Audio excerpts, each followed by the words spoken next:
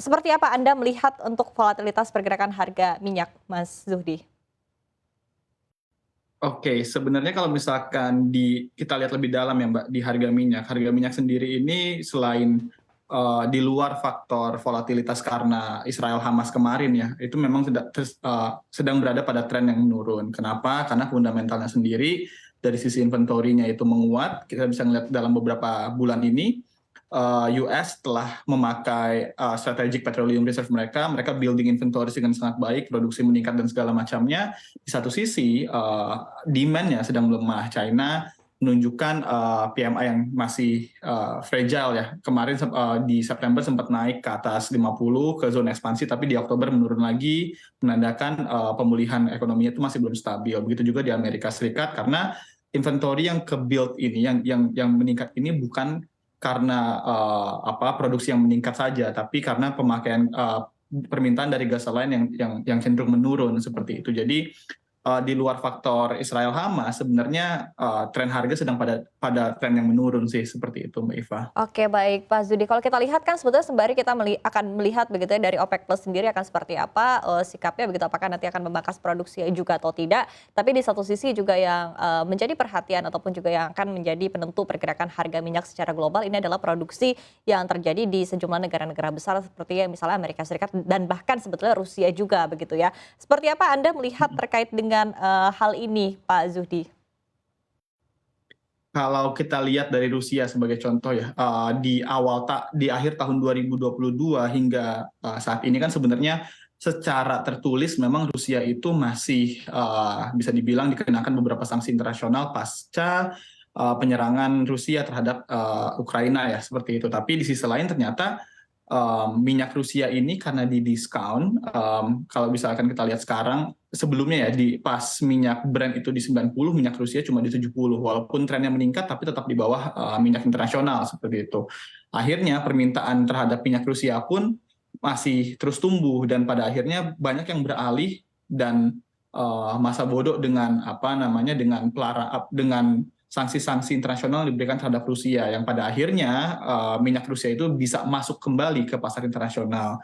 Hal ini sebenarnya berdampak pada penurunan harga minyak karena yang tadinya market ngelihat minyak Rusia, suplai dari minyak Rusia itu akan berkurang, ternyata malah masuk lagi ke pasar seperti itu. Tapi di sisi lain OPEC Plus ini sebenarnya juga sudah memperkirakan permintaan minyak itu akan terus menurun ketika mereka berkomitmen mengurangi target produksi mereka. Karena kita jarang sekali melihat OPEC Plus begitu kekeh untuk mempertahankan pemotongan produksi kalau mereka tidak melihat sesuatu yang fundamental. Dan ternyata benar terbukti pemikiran mereka bahwa permintaan minyak ini secara fundamental memang masih tertekan. China sebagai pemegang hampir 50% dari permintaan minyak dunia sekarang aja sedang masih berusaha untuk pulih seperti itu, dan pada akhirnya kan mereka masih berkomitmen tidak akan menambah produksi walaupun mereka tahu ada konflik yang berlangsung antara Israel Hamas yang berpotensi untuk mengurangi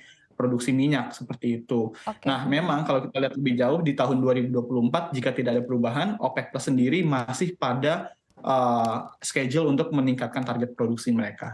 Oke, tadi Anda menyebutkan begitu ya, ada perubahan secara fundamental dari sisi permintaan di tengah pelemahan ekonomi yang mungkin bisa terlihat begitu ya dari data-data yang terbaru dari Amerika Serikat, kemudian di satu sisi juga China juga sama.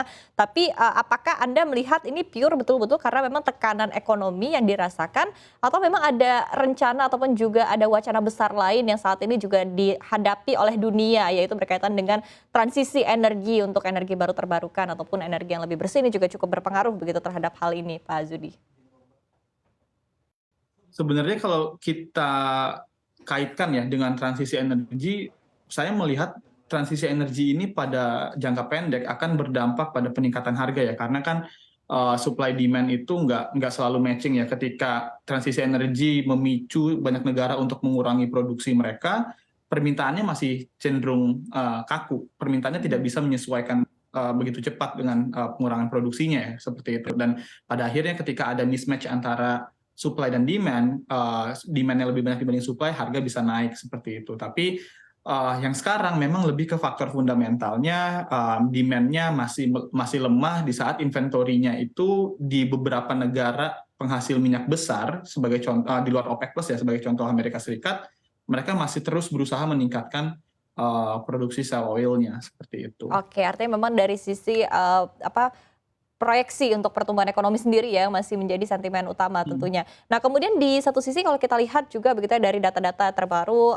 utamanya juga dari Amerika Serikat begitu ya, inflasi yang sudah mulai melandai, kemudian, data tenaga kerja untuk klaim penganggurannya juga meningkat begitu, dan ini mengindikasikan bahwa mungkin The Fed, akan arahnya ini adalah untuk, either menahan atau bahkan mungkin menurunkan suku bunga acuannya begitu, dan saat ini kalau kita lihat persentasenya bahkan dari konsensus 62% menyebutkan bahwa mungkin The Fed akan mulai menurunkan suku bunga acuannya di akhir tahun 2023 ini. Nah, seperti apa hal ini akan berkaitan juga dengan pergerakan, harga minyak secara global, Mas Zudi? Kalau pada kondisi normal ya, Mbak, kita bisa ngelihat kalau misalkan ada potensi untuk dovish dari the Fed, either pause atau nantinya menurunkan suku bunga, maka sebenarnya akan ada dampak positif ke harga komoditas. Kalau misalkan suku bunga diturunin kan berarti return dari imbal hasil dari financial asset di Amerika Serikat kan utamanya akan cenderung menurun ya. Makanya di sini investor bisa mencari riskier aset lah jatuhnya, bisa mencari kayak misalkan kembali ke komoditas seperti minyak, batu bara, dan komoditas lainnya lah yang bisa dikatakan riskier aset seperti itu. Dan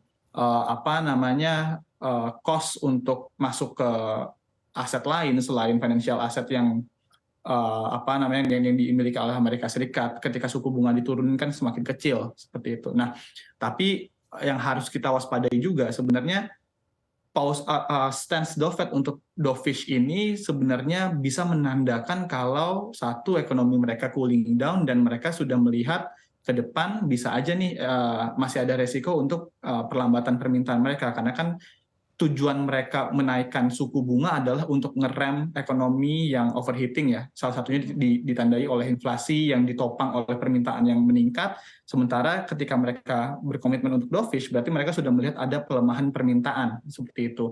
Walaupun secara finansial masuk ke pasar komoditas itu kembali quote unquote kembali menguntungkan dan preferable ya untuk para investor, tapi di sisi lain siapa yang mau beli gitu kan. Ketika nggak ada yang mau beli sebenarnya ya tadi itu bisa kedua dampak tersebut bisa offset dan pada akhirnya harga komoditas akan cenderung stabil menurut saya pada level saat ini sih untuk beberapa bulan ke depan seenggaknya.